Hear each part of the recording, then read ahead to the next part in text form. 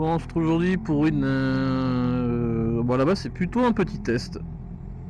Hello, Suzuki.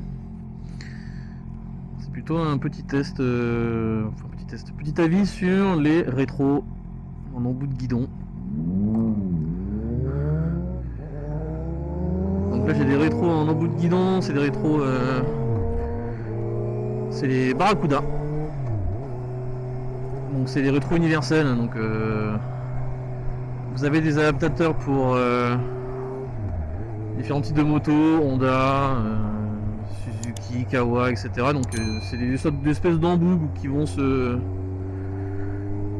vous permettre de faciliter en fait la mise en place. Sinon vous avez avec le mécanisme qu'on peut trouver sur tous les rétros en embout de guidon. Donc alors il y en a qui existent où c'est du caoutchouc, enfin c'est-à-dire que il y a de l'air qui gonfle et en fait il y a une petite boule en caoutchouc, enfin de l'air vous serrez en fait et la boule en caoutchouc à l'intérieur va tout simplement gonfler et tenir à l'intérieur du guidon. Sinon c'est de l'aluminium, c'est-à-dire que vous vissez et il y a une espèce de mécanisme d'aluminium à l'intérieur. En fait plus vous serrez plus il va s'écarter et comme une cheville molly en fait et tenir dans le fond du guidon. Donc, la plupart maintenant des rétros, même les rétros un peu cheap, à 15 balles ou 10 balles sur Wish ou AliExpress ont les mêmes principes. Donc une fois que ça s'est dit, à quoi ça sert finalement d'avoir la rétro en embout de guidon? Bon, finalement ça n'a pas un grand apport, c'est purement esthétique, hein. Ça, je vais y arriver. Et donc si je perds des moments, c'est qu'il faut que je me concentre. C'est purement esthétique. Donc moi j'ai pris ceux-là parce qu'ils sont ronds et Barracuda, bon, parce que c'est un vrai miroir à l'intérieur, hein, c'est un vrai rétro quoi. On voit la différence, on voit la différence de qualité entre le miroir et le verre qui est à l'intérieur de ces rétros là. Bon en même temps à 140 €, intérêt à bien voir dedans. Par rapport au rétro à 10 balles. Donc moi j'aime bien cela parce que ça rend bien en fait sur la moto, hein, tout simplement. Et comme c'est la CB150R no Sport Café, le phare est rond, donc rétro en bout de guidon rond, un peu pâteau on va dire, un peu gros, bah, ça rend vraiment super bien. Donc c'est pratique avec cela, c'est qu'on peut les mettre en haut ou en bas. Donc c'est à vous de le régler, et on peut le régler aussi dans une position plutôt plus oblique, comme là où ils sont, ou tout droit. Alors pourquoi ils sont obliques? Bah, tout simplement parce que me focus 2 minutes. Tout simplement parce que si je dois lever la main, pardon, excusez-moi, de manière brusque, donc là quand je la lève, je touche pas le rétro. Alors que si je le mets en position droite, bah, là bêtement je le touche quoi, tout simplement. Hein. Bah, comme de par sa forme déjà, effectivement. On le touche forcément sur le met droit. Donc là je l'ai un peu incliné, ça me permet de redécaler, de voir un peu mieux aussi d'ailleurs. Alors pas trop non plus incliné sur les côtés, parce que je sais qu'il y en a qui l'ont tout droit en fait et qui l'ont que d'un côté, du côté gauche. Mais qui est tout petit, donc ça change pas grand chose, ça va. C'est assez petit pour que ce soit décalé, parce que sinon vous passez votre temps à rentrer dans des... Je vais laisser passer messieurs. Sinon vous passez votre temps à éviter sur la gauche de toucher les rétros. Là c'est la meilleure position.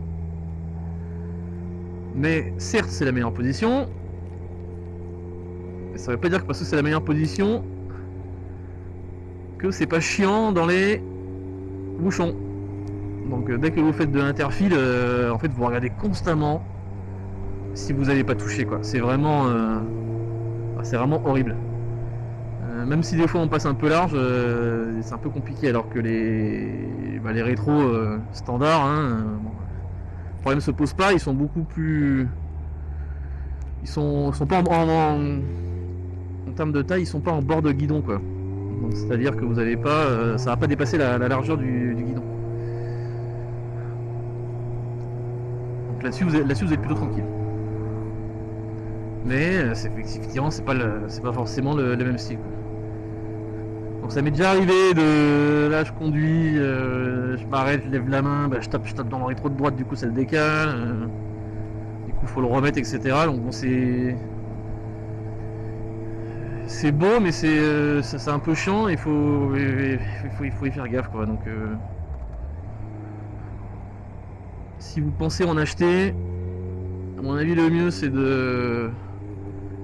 Bon, si vous les commandez en ligne, vous pouvez toujours les commander et puis regarder si ça se place, ensuite les renvoyer, comme ça vous êtes tranquille. Quand c'est pas chiant à renvoyer, parce que si c'est du AliExpress à 10 balles, généralement on n'a pas envie de le renvoyer, on va se dire bon allez c'est bon, pour 10 balles ça va pas trop, c'est pas grave, je les garde pendant quelques mois, ça sera comme si je les avais utilisés et voilà, ça ira très bien. Donc mis à part ça, donc le problème d'interfile, le problème de toucher avec ses mains, etc. C'est quand même très esthétique, faut le dire, quand on regarde la moto de face c'est plutôt pas mal. Bon, quand on conduit, ça change pas grand chose, c'est plutôt pour les gens qui la regardent en l'occurrence, parce que nous de devant on la voit pas. Mais en tout cas on voit très bien dans cette position là. J'ai essayé de les mettre en dessous, puisqu'on peut les mettre en dessous. Alors faut m'expliquer comment les gens font pour voir dans un rétro qui sont sous leurs bras. Le concept je comprends pas. Donc je peux comprendre que ce soit un peu plus joli, ce soit vers le bas, voilà, ça change un peu, blablabla, etc. Mais on voit rien. On voit rien, il faut lever son bras constamment. En plus, il faut baisser la tête, lever les bras, baisser la tête, enfin, tout ce qu'il faut pas faire. C'est le meilleur moyen de pas regarder la route et de te manger quelque chose, quoi. Donc là, je sais pas comment ils font les mecs, franchement. Chapeau, ça c'est vraiment purement esthétique, ils s'en servent jamais, en fait, ils regardent jamais dedans. Ou soit ils en ont un qui est tellement large finalement que ils arrivent à rabattre leur coude, enfin je sais pas, enfin, physiquement c'est pas possible, quoi. Donc là si c'est pour acheter si vous achetez ça pour le mettre en dessous, enfin vous oubliez tout de suite, enfin, c'est purement esthétique, c'est inutile. Donc si vous en servez pas effectivement, juste pour dire finalement si on vous arrête que vous avez vos deux rétros, mais je trouve ça un peu débile de pas regarder dedans, parce que moi je regarde constamment dedans, quoi. Donc je sais que les gens disent ouais faut se retourner à moto, etc. Mais ouais mais non. Les rétros ça sert à ça, c'est pour aller derrière facilement. Donc alors moi des fois je bouge la tête par réflexe, mais là comment ils sont positionnés, il suffit juste que pas besoin de bouger la tête, je jette juste un coup d'œil et je vois nickel, quoi. Ils sont bien placés pour. C'est vraiment parfait. Bon voilà ce que je voulais vous dire un petit peu, très rapide en retour, un petit peu d'expérience sur l'utilisation des rétros en bout de guidon. Alors pas spécialement les Barracuda parce que c'est le même principe pour tous les autres, hein. Ça change pas grand chose, mais bon, si vous êtes intéressé par cela, je mettrai le modèle dans la description. Parce que j'en ai fait quand même pas mal de différentes marques à regarder, un petit peu à tester, et franchement c'est ceux qui tiennent le mieux à haute vitesse, là, sur l'autoroute à 130, enfin ça tient sans problème. J'avais un peu peur qu'il bouge en fait.